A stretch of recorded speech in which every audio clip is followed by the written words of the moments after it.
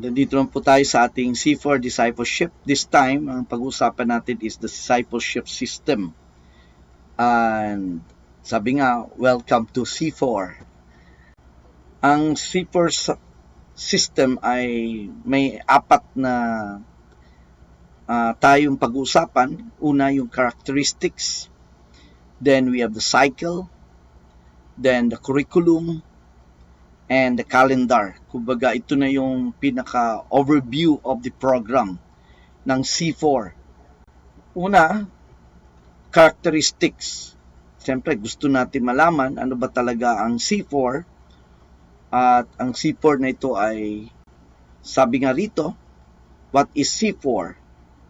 C4 is short term for care group of 4, a discipleship cell group composed of 4 individuals, 1 discipler, and 3 disciples. The idea was taken from the many instances in the Bible on how Jesus ministered to the 3 disciples closest to him, Peter, John, James. Yan po, ang ating pong Panginoon ay may 3 talagang inalagaan. At itong 3 ito, si Peter, John, James, ay makikita natin ang mga pangyayari sa Biblia na sila po ay talagang binigyan ng halaga ng Panginoon. Una, was with Jesus on raising of the dead girl. Alam niyo po ba, pag binasa natin ang Mark 5:37 at saka Luke 8:51, at dito po tayo sa Mark 5:35-37. At sabi dito, while he was still speaking, they came from a house of the synagogue official, saying, "Your daughter has died. Why trouble the teacher anymore?" But Jesus, overhearing what was being spoken, said to the synagogue official, "Do not be afraid any longer. Only believe." And he allowed no one to accompany him except Peter and James and John, the brother of James. Dito makikita natin na merong dinalaw ang Panginoon na pagpipray niya, at sabi ay yung 3 lang ang gusto niyang isama.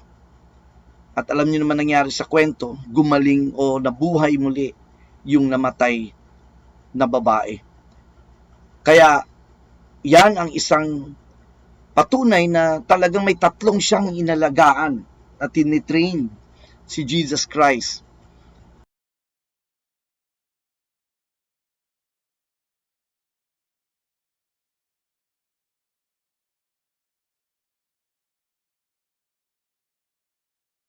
Hindi lamang yan, dito sa Transfiguration, sa Matthew 17,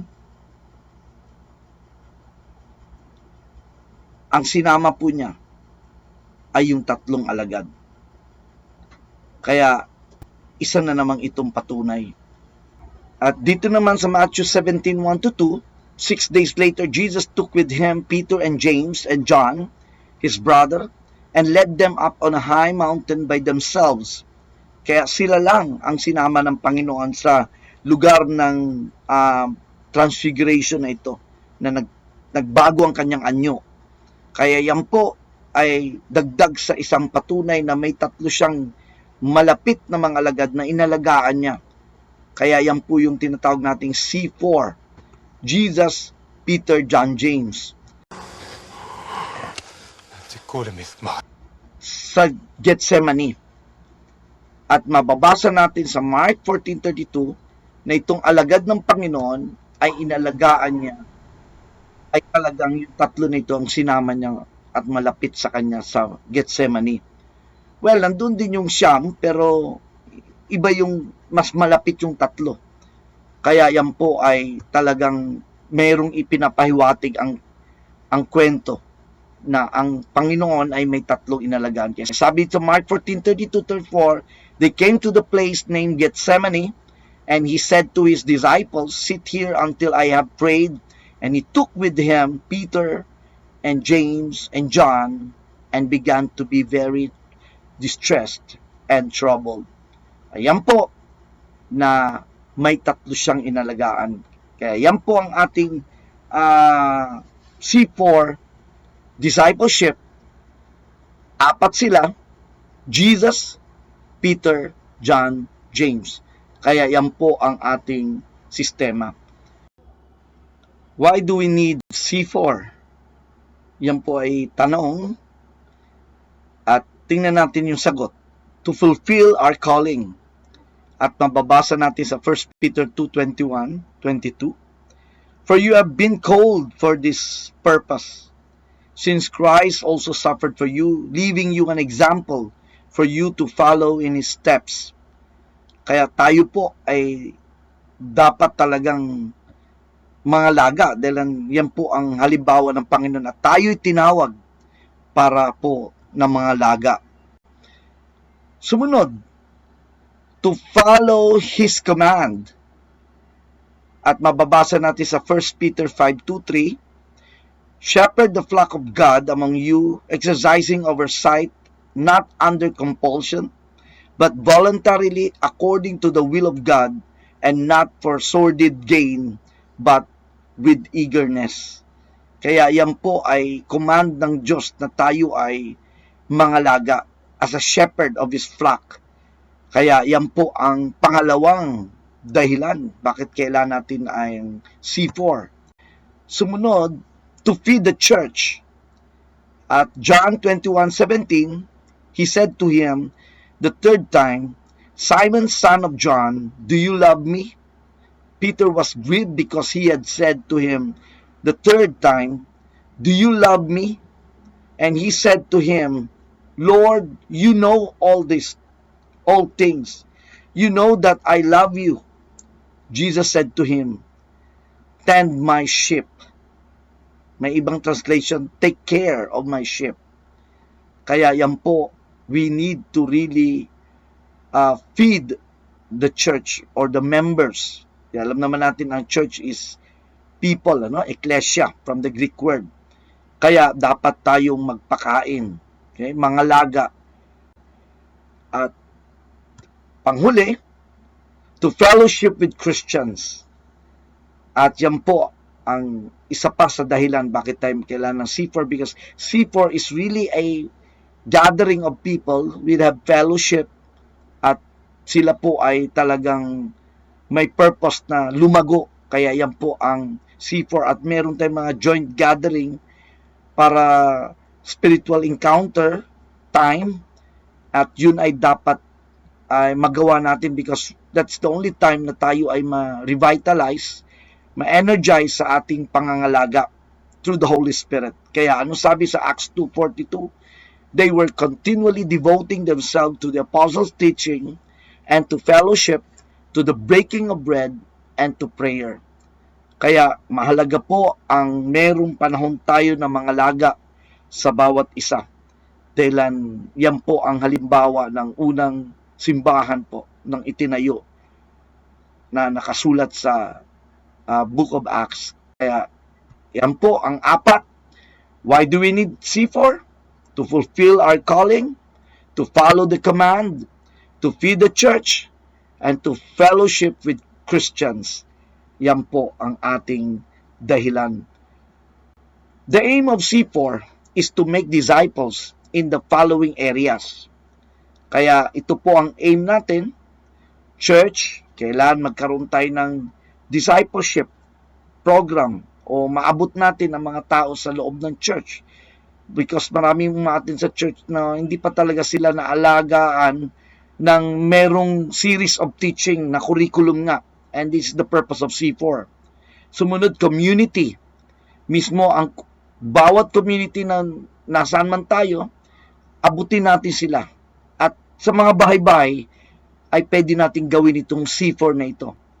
Sa campus, yan po, ako'y lumaki sa campus ministry at tunay nga ginampanan po natin ang mga laga.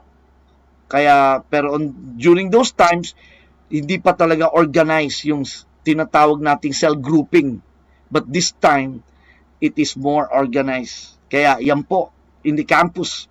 Then, company. Yan, nakaranas din ako niyan. Sa mga kumpanya po ay nagkaroon ako ng mga Bible study at pangangalaga na rin ang ginagawa natin sa pagba-Bible study. But iba itong ma-apply natin yung may curriculum dahil iba-iba kasi kailan may level of growth ang mga tinuturuan natin.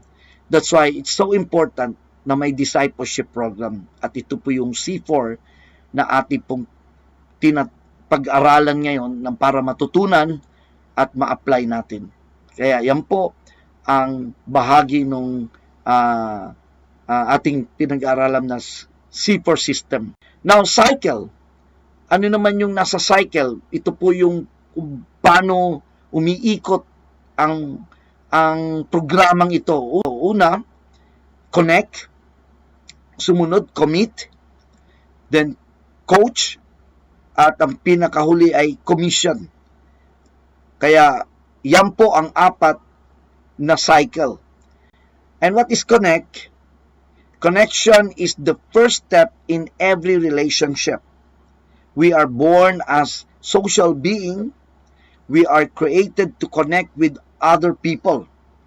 Kaya yan po ang una. Kailangan maghanap tayo ng makonect, makausap, maging friend. Kaya connect is the action we take to get close to people. The objective is to invite candidates, get to know each other, build a relationship. We will also guide them to know the basic steps on how they will start their journey in following Christ. Our aim is to get connected with them so that they can connect themselves to God. Napakaganda po. Ang ating programa ng Connect, diyan nagsisimula po ang ating cycle. We need to find people na ating maging kaibigan at maalagaan sila. Talagang mamahalin natin sila. We would take care of them as Jesus said in John 21. Kaya yan po ang connect. Sumunod, commit. Ito na po yung after nilang makilala natin at sila'y kumpante na, sila po ay maganda na ang kanilang pakikisama, dyan po ay magkakaroon na ng commit. At ito po ang commit. Following Jesus requires a commitment that will not be easily broken and will stand the test of time. Dahil alam natin, ang commit na ito, hindi lang naman ay 3 months, 6 months. It might be a whole lifetime na maging friend natin siya. Kahit na in different time and places na ating bibigay ang pag-aalaga natin sa kanila. Commit is taking the next big step in their spiritual journey to devote themselves in learning the basic Christian teachings. The objective is to guide the disciples or the disciple to know Jesus more. The more they know about Jesus, the more that they will love Him, and the more they will love Him, the more they will dedicate their life in following Him. Kaya yan po yung commit na yan, na dapat after natin makilala sila, kailangan makommit sila sa pag-aaral. Yun na yung discipleship. Next, coach. Pag natapos nila yung maraming mga lessons, ngayon, we expect na sila ay matuto na mangalaga rin. Pero bago sila mangalaga, we have to coach them. Kaya, as a good athlete is a reflection of a good coach. Then a good disciple is a reflection of a great discipler. Kaya kung ikaw ay dumaan sa pagiging disciple, ganun din, magiging magaling kang discipler. Pag hindi ka dumaan sa pagiging disciple, ay hindi mo malalaman paano ba talaga yung disciple. At least, pag dumaan ka na, maganda na, madali ka na maging discipler. Kaya yun yung coach na ito. Okay? Coach is the fulfillment of one's calling in the Bible. We are told to entrust what we have heard to reliable people who will also be qualified to teach others. Kaya yan po ay kailangan talagang tayo ay lumago para maging tayo naman magtuturo after natin ma-disciple. Yan pong sinabi sa 2 Timothy 2:2. The objective is to making disciples, one who will handle their own C4 for the future generation. Kaya yung inalagaan natin na disciple, later, magiging discipler yun, and we need to coach them. At ang panguli, commission. Go and make disciples. That is the very essence of being a true followers of Jesus. That is our duty, our great commission. Kaya after all those process, dumaan ka sa connect, then commit, then become coach, and now commission. Ikaw ngayon ay tinatalaga na humayo at maghanap ng mga taong aalagaan. Of course, kailangan muna silang tumanggap sa Panginoon Jesus bago natin sila alagaan. Kaya commission is the culmination of all that we will learn in the C4 program. It is the practicing what you preach aspect of this discipleship system. The objective is to go out and apply the system to the churches, making way, okay, campuses, okay, community and companies, making way not just for new networks of C4, but possibly establish new Bible studies, outreaches, and daughter churches here and around the world. Wow, ganda. Kaya that's the work, that is the process or the cycle of C4 na mangyayari po sa ating mga inalagaan and even ourselves. Dadaan tayo sa ganung proseso, cycle na ito. At yan po ang diagram: connect, commit, coach, then commission. At yan po ang cycle natin. Now, connect, yan nga, certified discipler ka na dahil ikaw ay nakatapos na ilang mga lessons at dumaan ka na sa coach. Pagkatapos ay ikaw ngayon ay commission ka na, umayo ka na, then hahanap ka na ng iyong alagain, mga prospects. At least may 3, at yun ay mag-start na uli ng tinatawag na connect. Yan yung connect na yan, yung maghanap ka ng mga aalagaan. Then, yung i-connect mo ay tuturuan mo. Kahit na isa pa lang yan, o 2 na, o 3,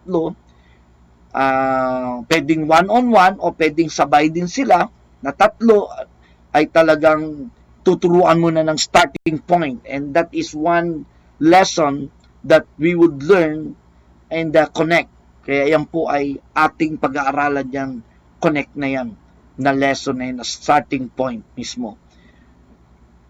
Then, sa commit pa rin, cell group discipler, ang kanyang aalagaan ay disciple na. Kaya yung mga disciple na yan, aalagaan natin.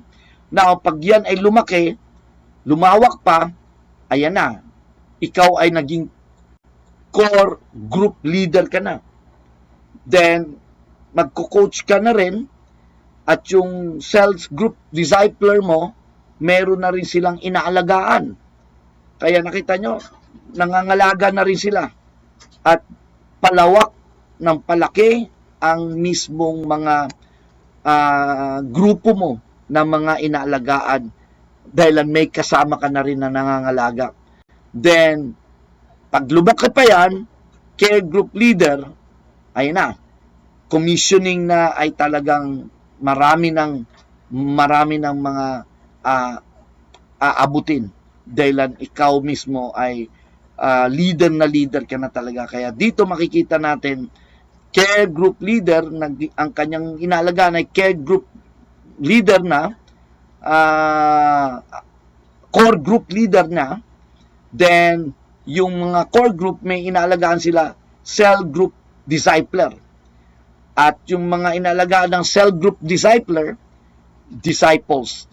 Of course, pag dumami pa yan, ay wala na tayong word na magagamit, kundi level 1, level 2, level 3, level 4, level 5, level 6. Yan ang identification natin. But at least with this simple diagram, nakikita natin na gag-grow ang iyong tatlo, nangalaga na rin sila. At talagang yan ang purpose ng ating paghayo, that we need to reach out. We are commissioned really to multiply. Kaya yan po ang cycle na yan. Possible end result, next generation of leaders. Dadami ang mga leader dahil binigyan natin sila ng pagkakataon na mga laga. Marami tayong makikita mga potential, mga talagang mga point person, sabi nga nila. Mga point person, mga leader na leader. Kaya we need them to have an opportunity. Pag wala silang oportunidad, mga laga, hindi natin malalaman kung sila nga ba ay leader. Then church growth. Of course, pag dumami ang membro, malaking blessing yan. Alam naman natin, they are the supporter of the church. They will be manpower of the church. At mas maganda ang fellowship because new faces, bagong mga taong darating sa church because patuloy nag-evangelize, patuloy ang nangangalaga sa mga na-evangelize at sila rin later magiging evangelist na rin sila o aayon na rin sila, commission na rin sila to reach out. Then is Bible studies and outreaches will be created, kaya hindi lang cell groupings but even outreaches na talagang marami nang dumadalo. Of course, iba yung discipleship, yun yung talagang caring na focus na caring. Ang mga Bible study, yun ay parang information, general information na ibibigay natin to motivate and encourage and even to reach out to let them know about salvation. Yun ay mga opportunity na ginagawa sa Bible study and outreaches. Kaya pagdating na sa discipleship, yun na yun, may curriculum. Then establish a new churches. Kaya that's what happened to the organization that I am leading. Kaya dumami po, nagsimula lang sa isa, naging 40 churches. Dahil nga na talagang mahalaga yung mga laga tayo. At ngayon, lalong mas organized dahil may C4 program na ginagampanan. The nationwide expansion, maabot natin ng marami pang lugar sa buong bansa, and worldwide phenomenon. Grabe, talaga mamangha tayo because it's God's work, it's God's example, that is the example of Jesus, at talagang lalago at lalago ang marami. Kaya yan po ang C4. Sumunod, curriculum. Ano ba ang curriculum nito? Anong nilalaman? Ayan. Kaya sa Connect, of course, sa loob ng Connect, mayroong mga activities. Open cell, pag sinabing open cell, ay sharing of the word, sharing lang, wala munang tinatawag na curriculum.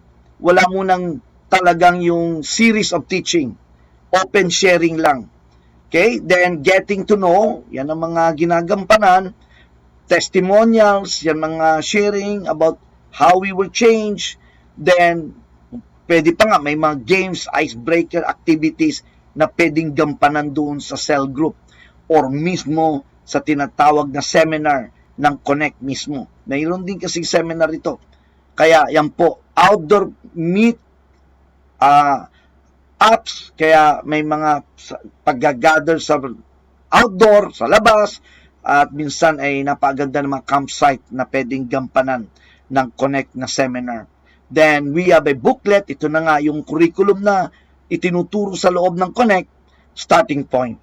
It's about salvation, about lordship of Jesus, about devotion, our duties, and church, about the family.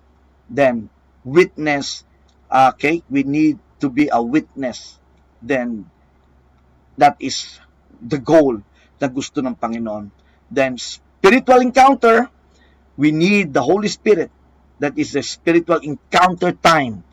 We have time to be filled with the Holy Spirit. At yan po. Then commit. Meron tayong mga commitment form that we want to really commit now to undergo the Connect. Kaya yan po ang next program, yung tinatawag nating Connect na mismo. Then, ayan na, after ng Connect, Commit. At close cell na ito, talagang meron ng curriculum lessons, testimonials pa rin, of course, games and other activities na ginagawa sa seminar. Then, the C4 Discipleship Book na ating gagamitin, the MacDo, Christ Living, then Christ-like Character, then Doctrine of Christ, and that is 16 doctrines, 16 fundamental doctrines, at Warfare Armor of God Response. Ito po ay Armor of God dahil napakalagang malaman na isang mananampalataya na may laban sa buhay na ito, may gera, and we need the Holy Spirit, and we need to understand the armor of God. Kaya yan po ang ating gagampanan. Then spiritual encounter, time again, every time may gathering as a fellowship camp like the gagawin, kailangan meron pa ring spiritual encounter time. We need to be filled. Then certification, bibigyan ka ng certificate na natapos mo ang seminar na yun na commit. Okay? Pero of course, during the commit, yung actual commit talaga ay tuturuan ka na ng about the lessons. At every time you finish 12 lessons, you have a certificate na tatanggapin. Kaya ang ganda, no? Matapos mong 12 lessons, tandaan natin, ang Christian Living, that is 12 lessons. Kaya pag natapos mo Christian Living, may certificate ka. Christ-like Character, may certificate ka. Doctrine of Christ, may certificate ka. Then Warfare of Armor of God, may certificate. At yan po ang encouragement para malaman mo, natapos mo yan, at ito ay committed ka sa mga aral na yan. Of course, we have a lot of topics pa. Meron tayong 4 na libro na pwede natin idagdag at patuloy ang ating pagkukumit. And yan po ang mga lessons. Meron lesson 1, you need to pray hard to God. Lesson 2, pray to the right name. Lesson 3, prayer dates spent on various occasions. 4, read MS, which is manuscript, our spiritual vaccine. It's about the Bible. 5, know the least about the truth in the worship. 6, nature of worship. 7, different ways of blissful worship. At tandaan nyo, mga outline nito ay naka-acrostic. Napakaganda tingnan yung mga outline. Then 8, do not enjoy God, schedule, worship. Then 9, reach out many people for Christ. Then 10, share the witnesses principles. 11, cause of attending God's gathering. And 12, unfaithful in God's gathering is a crime. Kaya napaka-exciting ang mga lesson. At yan po, pag tinignan natin, anong gagawin namin? Ikaw yung level 1, ikaw nanguna, simula sa iyo, yung sumunod na inalagaan mo level 2. Okay? Ganun lang identification ko para maintindihan natin yung chart mismo. Kaya si level 1, share niya ang lesson 1 to 4 to 12, okay? To level 2 disciples. Then after 1 month, pwede nang bigyan mo kung magaling na sila, may kakayanan na, pwede silang maghanap na ng alagain. Ito po ay hindi na sila kailangan mag-evangelize, nasa loob lang church. Pwedeng ituro kagad after the lesson 4, the level 2 people, pwede na silang mag-share sa ng lesson 1 to 4 na kanilang natutunan to level 3 ng mga disciples. Kaya nakita nyo, no? Kaya after nila makatapos ng 4 lessons, pwede mo na silang pagbigyan na magturo sa mga next na mga inaalagaan nila. Of course, kailangan mapadaan din sila sa tinatawag na coaching para malaman nila. Kaya after 1 month, pwede na mag-organize ng coaching para yung mga level 2 na ito, may alam na sila. And pwede lang next seminar uli ay commissioning Then, after noon, maghanap na sila ng aalagain. Kahit na-organize ng church, ay pwedeng bigyan mo na sila ng assignment para wala na kahirap-hirap maghanap pa ng mga alagain.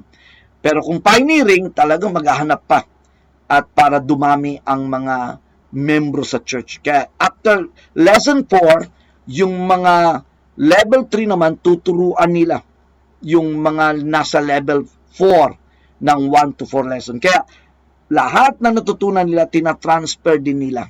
Transferring of learning to other members or disciples na kanila alagain. Kaya yan po, transference of learning ang pinaka-concept nito at ibang-iba ang dating.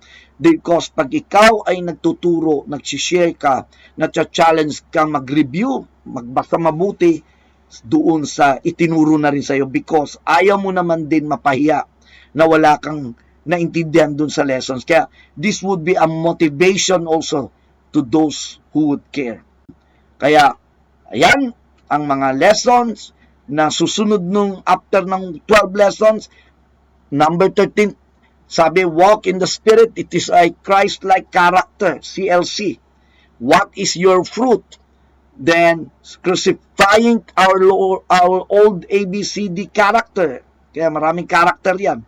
Then, you must be in love. Ayun na. Love, joy, peace, patience, yun sa fruit of the Spirit. Be joyful through the Spirit.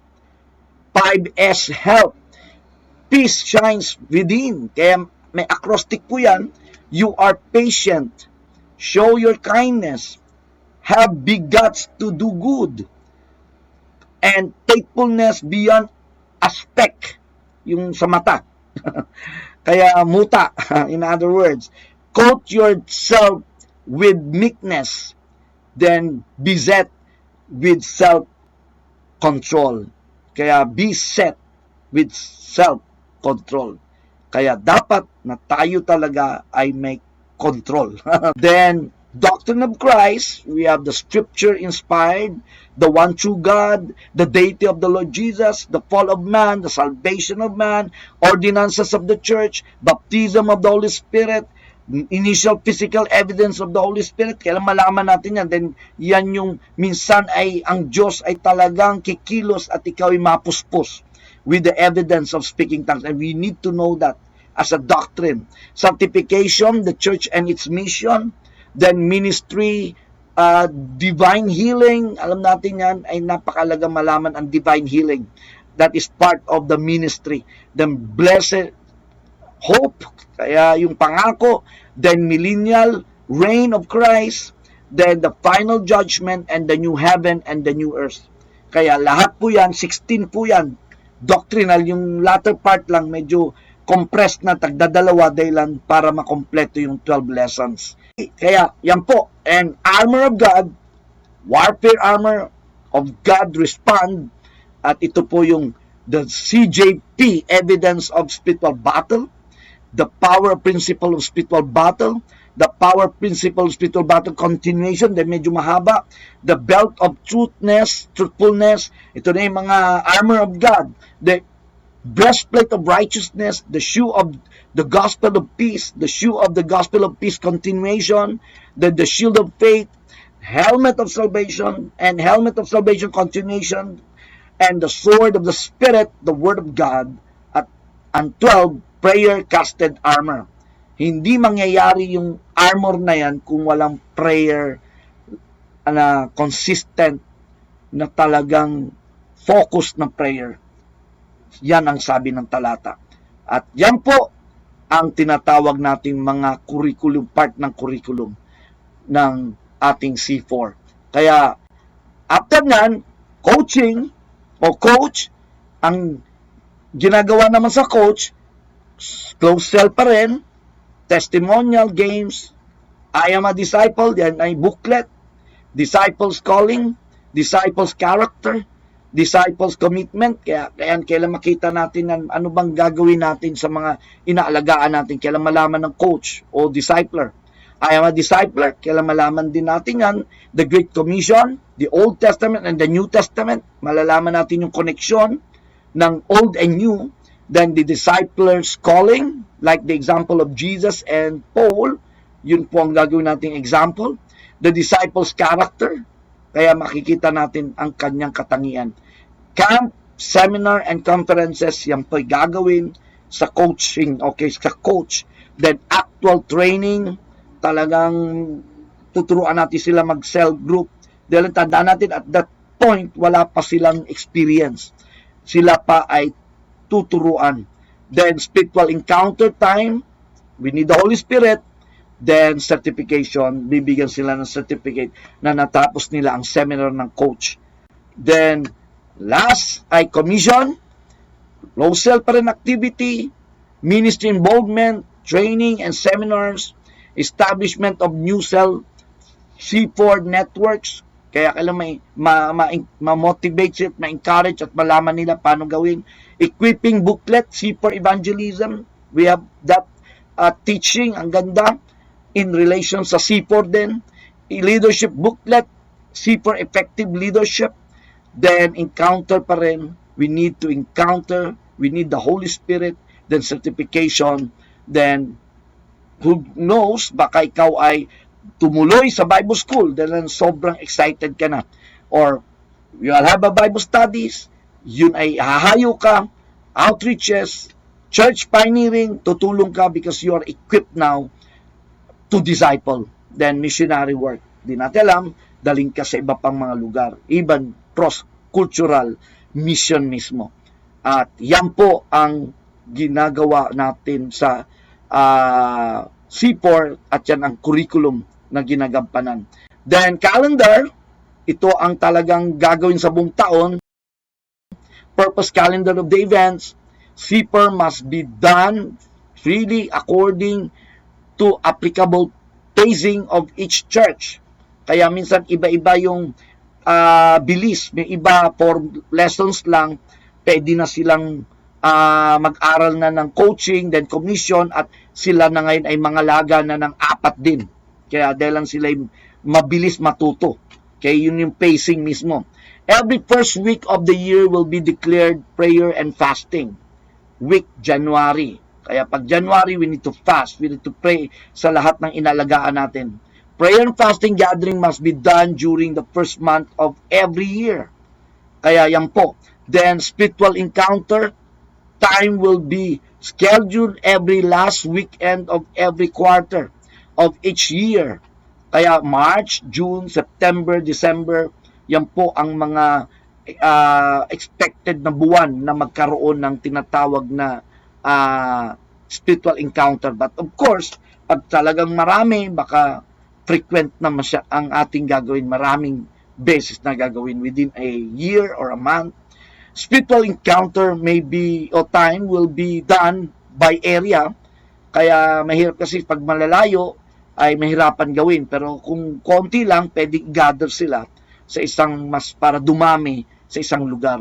Then certification and or graduation may be done during spiritual encounter time na gatherings.